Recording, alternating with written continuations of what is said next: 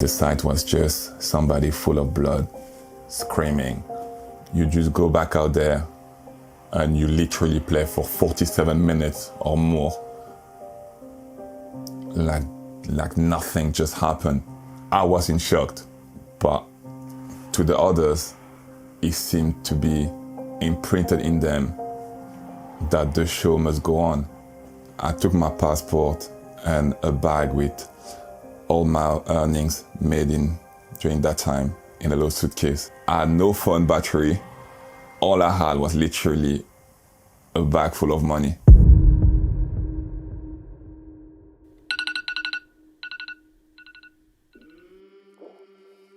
I woke up at 4:15. I left the house by 4:30 latest.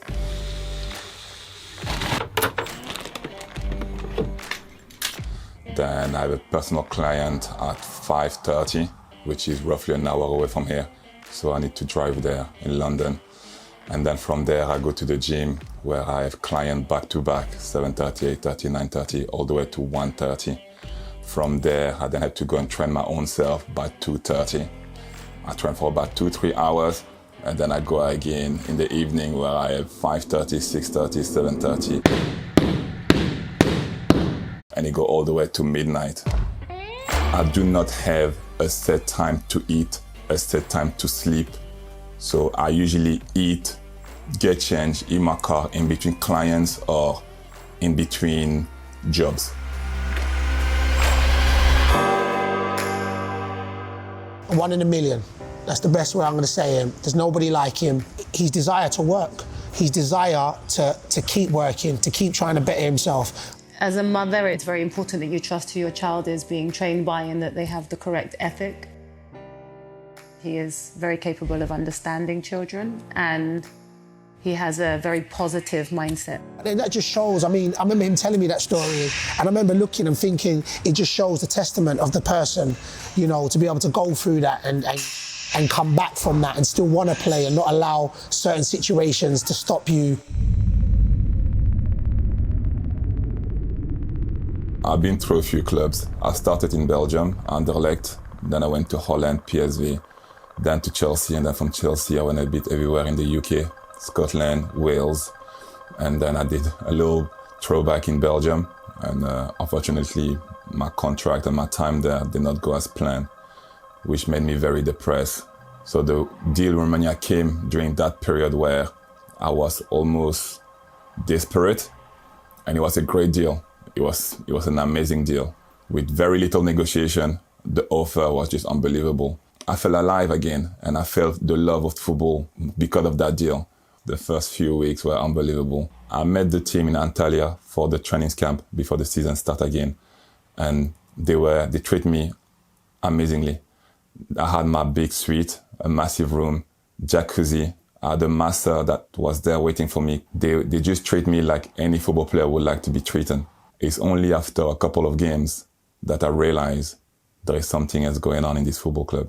It's funny enough, I played in Lithuania, so I dealt with similar rule bending, should I say, but never to that degree.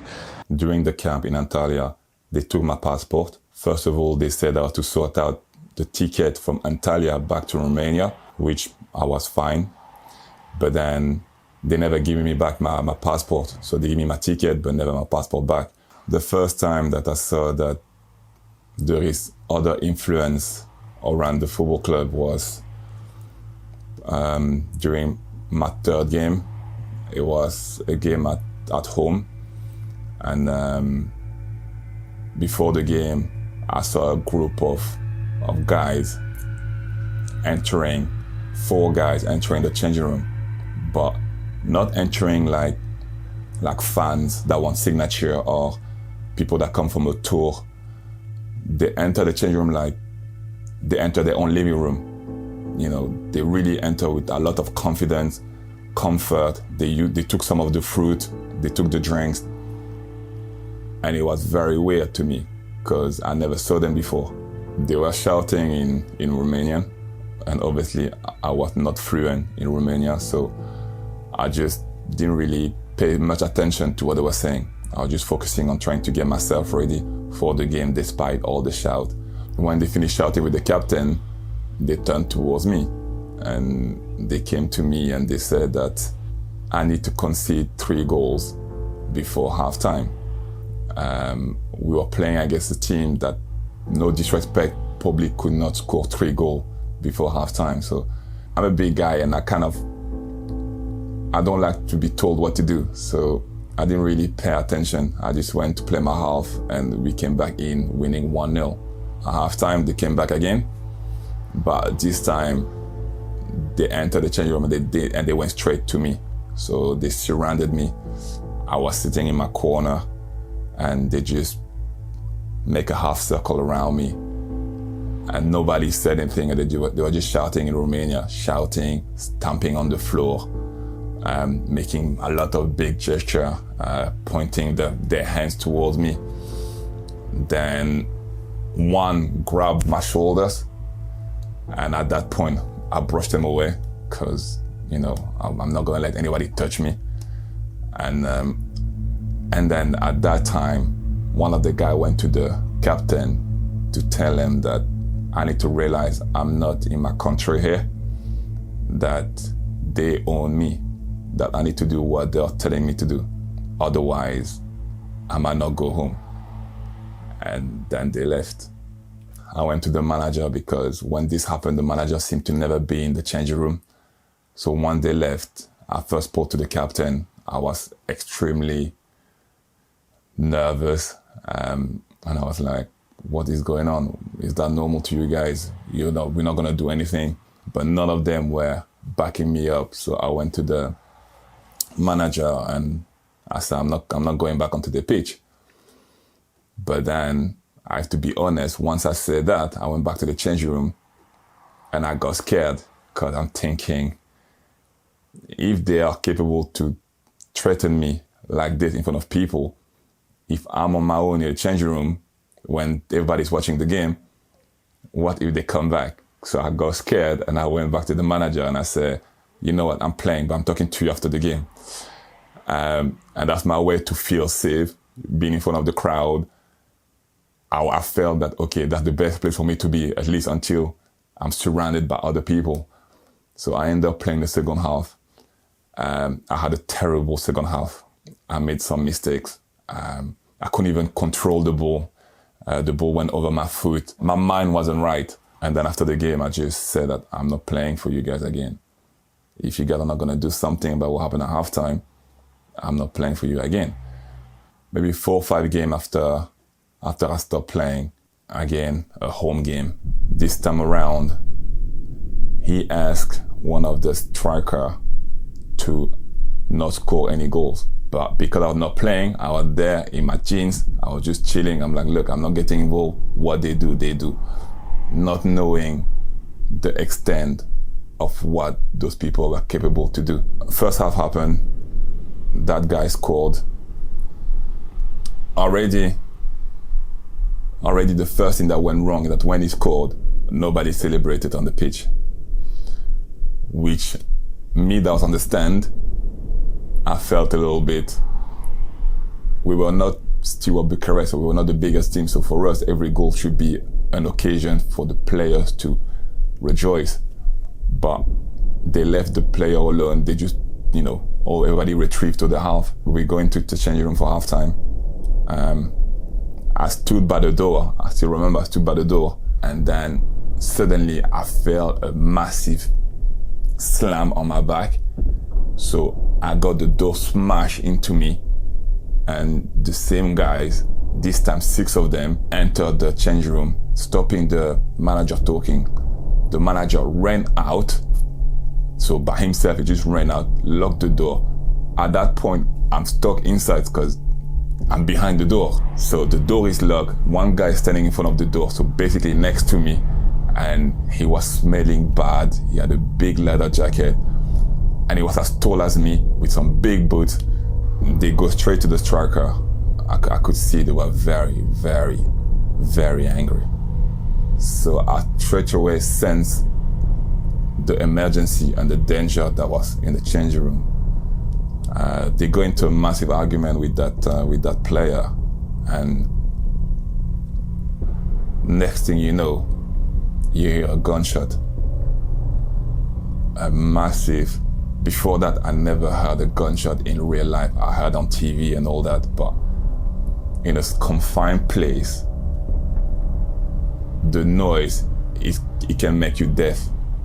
And then, worse than that, the scream of a person is even more intense. So I heard one noise, then the scream, and I just realized somebody got shot.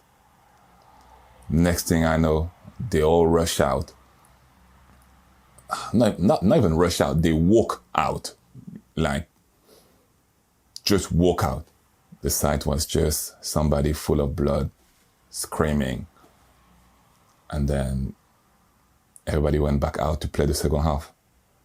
The echo were that a massive bet was lost because of his goal, and that he didn't want to bend to the rules. And the same as me, that they were like, well, you score with that leg, you're never going to score with that leg again. And they act on their words and then left. You just go back out there and you literally play for 47 minutes or more. Like nothing just happened. I was in shock. And I know that the other foreigners players that had to go out were in shock too. But to the others, it seemed to be imprinted in them that the show must go on. And that for me was too much, because I was like, if this is possible, I'm actually really in danger here. And at that point, all I wanted was to leave and stop football. The very next day, because when we came back after the game, everything was cleaned up. The guy wasn't there anymore. And then everybody acted normal, literally normal. So massage, shower, home, we give you a program for the week, normal. So I went to the stadium and I said that, I'm sorry, I don't mind stopping my contract now. I don't want to be paid, so I just want to have my passport and leave. And then they were like, yes, no problem. We're going to sort that out. We're going to bring your passport to the training ground, and then we're going to see how we can stop your contract. I was like, don't bring my passport to the training ground. You have my passport for the last 4 months. Can I have my passport now? They were like, oh, we've been changing office, so we need to look on the paperwork, but don't worry, your passport is safe. We're going to bring it to you. I went to the police and they were like, your club has your passport, they're going to give it to you. It's not lost, so we cannot help you, because they said they have it, they haven't lose it. They were like, just be patient, they're going to give it to you. So everybody and everything was working against me to stay there longer than I actually wanted to be there. Once people know that you want to leave, I knew that if I didn't leave the same day, it would be a problem. And the problem was that the very same night, I was living in a very nice apartment with gate, a very good apartment, but there's only one exit. And in front of that exit, I could see a black car and the people just standing there, not even pretending to not be there. So they literally wanted to let me know, we know that you want to go home. We decide when you go home. I was feeling vulnerable. That's the best way I could describe it. Nobody to back me up, nobody to support me. The season end, everybody leave. The club go into administration, so financial issue. Everybody leave, and then I had to stay there an extra 4 weeks in the country before somebody come to my door and literally speak in Romania, give me a passport, and run. Like literally run, not walk. He gave it to me and just sprinted away. I took my passport and a bag with all my earnings made during that time in a little suitcase. And I left. I didn't take the plane, I didn't take a train. I did Romania, London by bus. I had no idea where in London we were. I wasn't even sure that we were in London. All I saw was everybody going left, right, center. I had no phone battery. All I had was literally a bag full of money. I walked a little bit around. I saw a black cab. So I was like, okay, that's a good sign. I jumped into the cab. I gave him the address where I wanted to go.